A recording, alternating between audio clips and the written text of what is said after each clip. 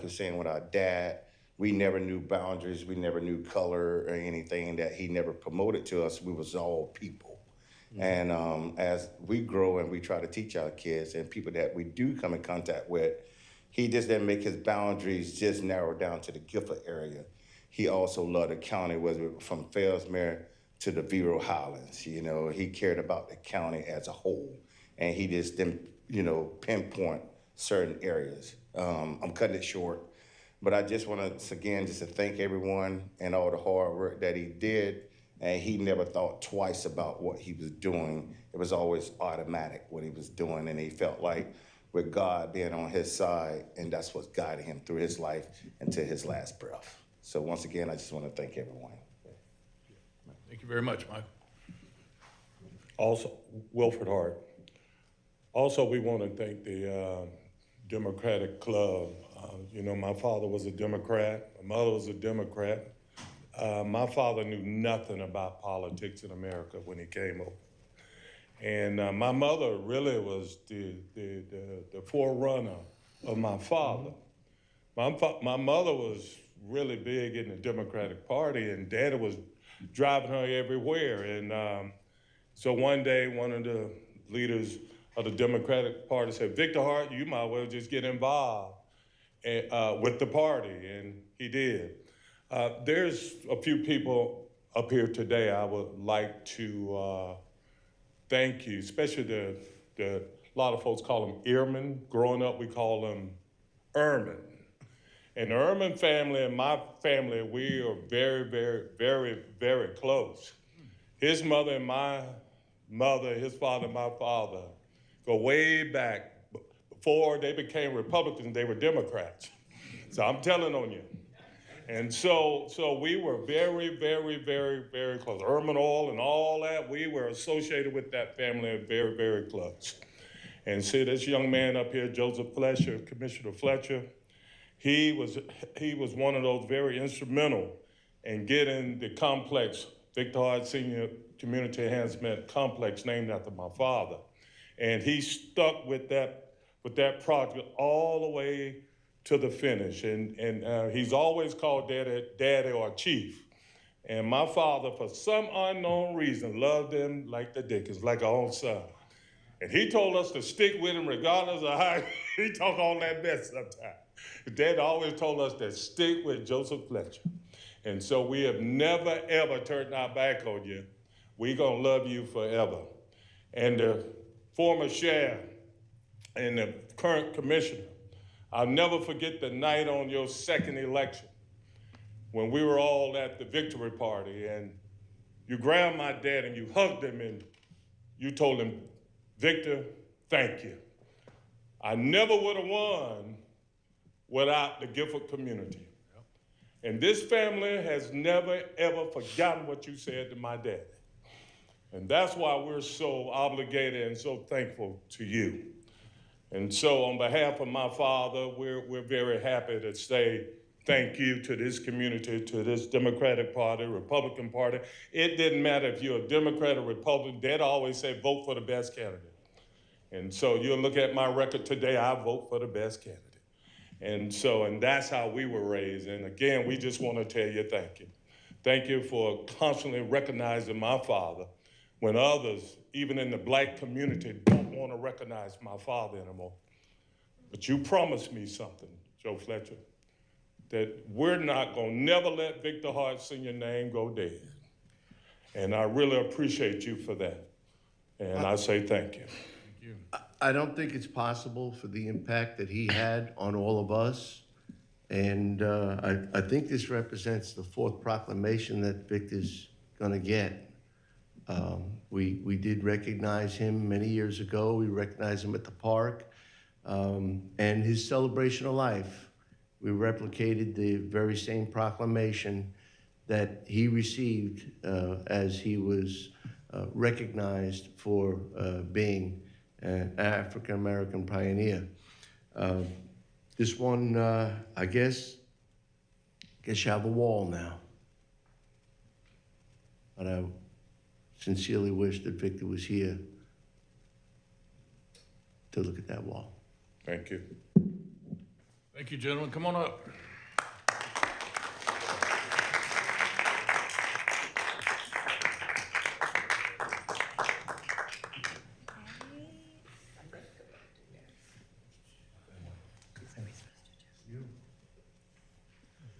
You guys want to hold this?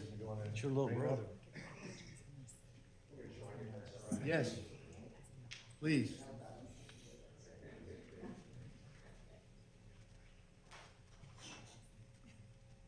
You crouched down, you're very tall. Yeah, I need a, it's because of me. I'm sorry, you guys. 1, 2, 3. They're gonna think this picture was when you were younger. Oh, one more, sorry. You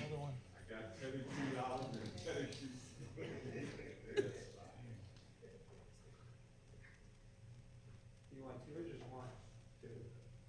Two. Got it. Thank you. Take your time.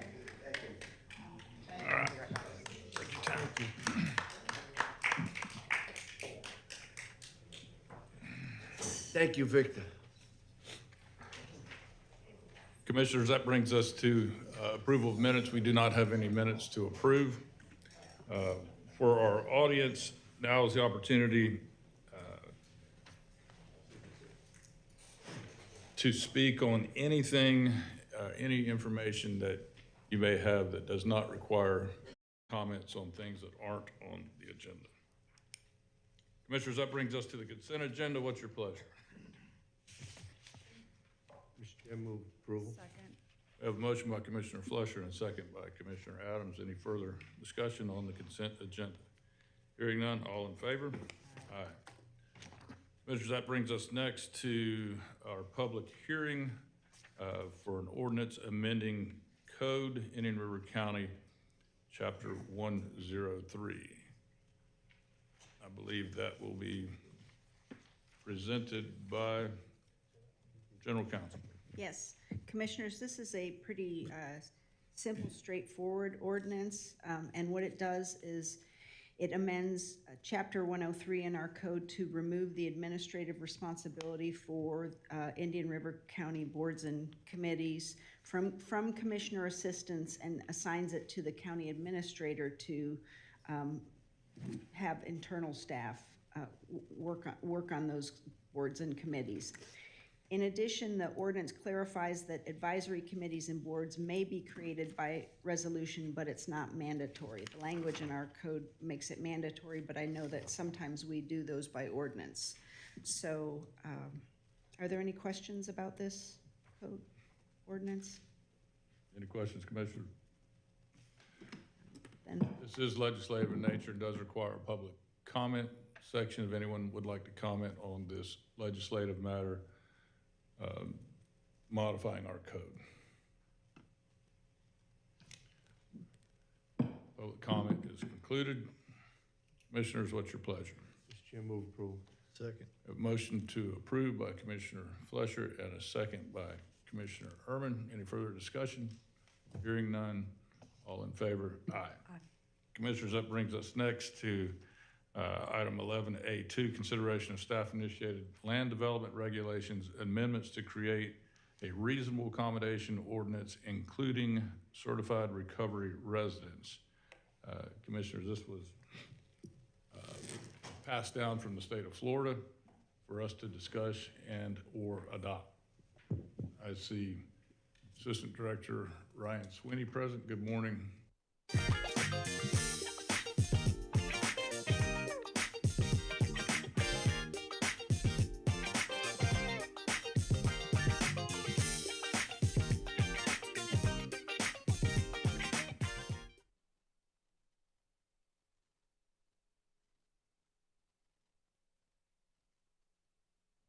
Mr. Sweeney. Thank you. You want to go ahead and vote up, Jim? Thank you, Mr. Chair. For the record, Ryan Sweeney, Assistant Planning Development Services Director. This is the land development regulation amendments to create a reasonable accommodation ordinance, including certified recovery residences. The LDR amendment process is legislative in nature. It requires a public hearing by the Planning and Zoning Commission with a recommendation to the Board of County Commissioners. And then today is the final public hearing by the Board of County Commissioners. And I do want to point out, in our process, there's really only two ways to change the LDRs. One is staff initiated, typically through direction by the board, or in this case, the state. And the other option is a applicant-driven process. So even though this is labeled as staff initiated, this is really a mandate by the state. So a quick background analysis. The county currently does not have a reasonable accommodation procedures established within the LDRs. The proposed LDR amendments will create the reasonable accommodation procedures, and then the proposed LDR amendments will also confirm that certified recovery residences are eligible to request reasonable accommodation via the newly created procedures as directed by Senate Bill 954 in 2025. It's now section 397.48715 Florida statutes. I'll run through these fairly quickly. This just is a quick summary of each section of the ordinance. Section 1 establishes consistency with the Federal Fair Housing Amendments Act, or FHAA, and Title II of the Americans with Disabilities Act, or ADA. Section 2, requests for reasonable accommodation shall be submitted to the Planning and Development Services Department and identifies timeframes for review of the request. Section 3 discusses medical information and that the county should make efforts to treat said medical information as confidential as opposed to public record. Section 4 establishes that the PDS director shall have the authority to consider and act on requests for a reasonable accommodation and outlines the process for approval, partial approval, or denial of each request. Section 5, the applicant must demonstrate a handicap or disability as defined in FHAA or ADA. Section 6 outlines the appeal process if the request is denied and identifies the county administrator shall hear the appeal.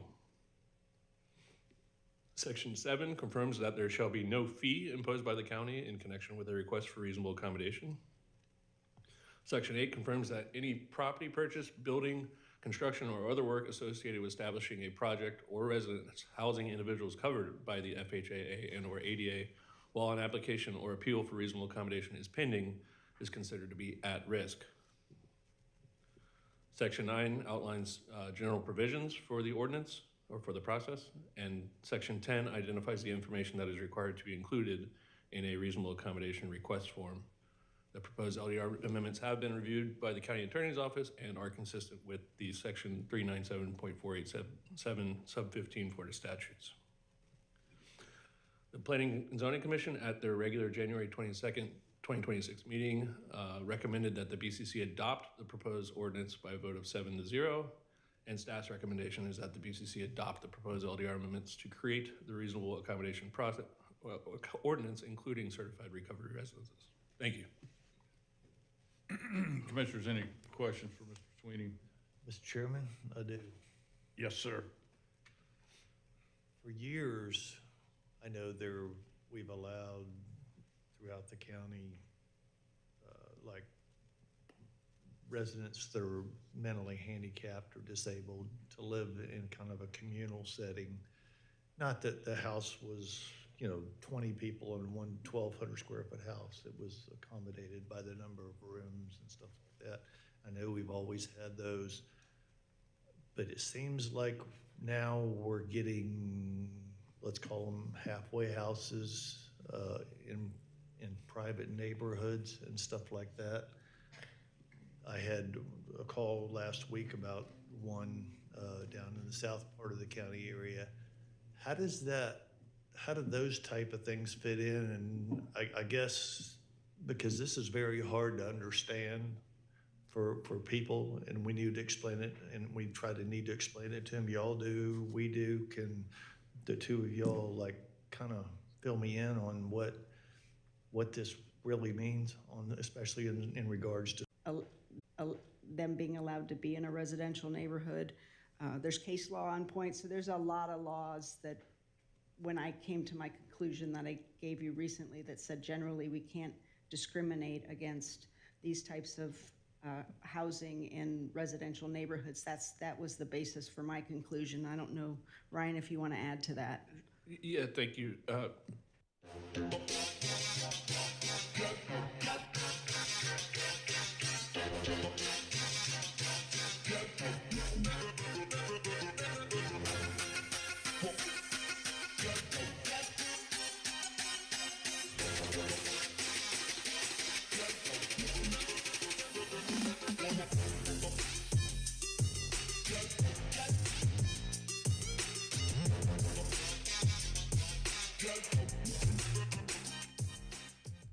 Are you still wearing regular pants? Why? When you can wear new Skechers slip-in pants. They have a stretchy elastic waistband, so it's easy just to slip them on. And they stay up, don't even need a belt. Plus, Skechers slip-in pants are breathable and flexible, so they fit everybody. Try new Skechers slip-in pants.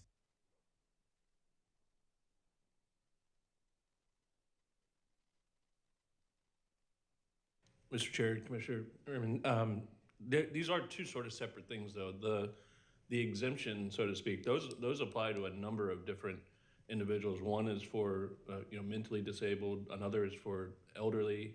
There's also one for daycares, and it's usually what we call the 5 or fewer or the 6 or fewer. Each regulatory agency allows 5 residents or 6 residents, depending on, to be considered just a single-family home. The other thing I want to clarify on is this is post-treatment. This is not a detox center, which we reviewed and approved a detox center earlier last year. This is merely the process, and this is the process to request a reasonable accommodation, including basically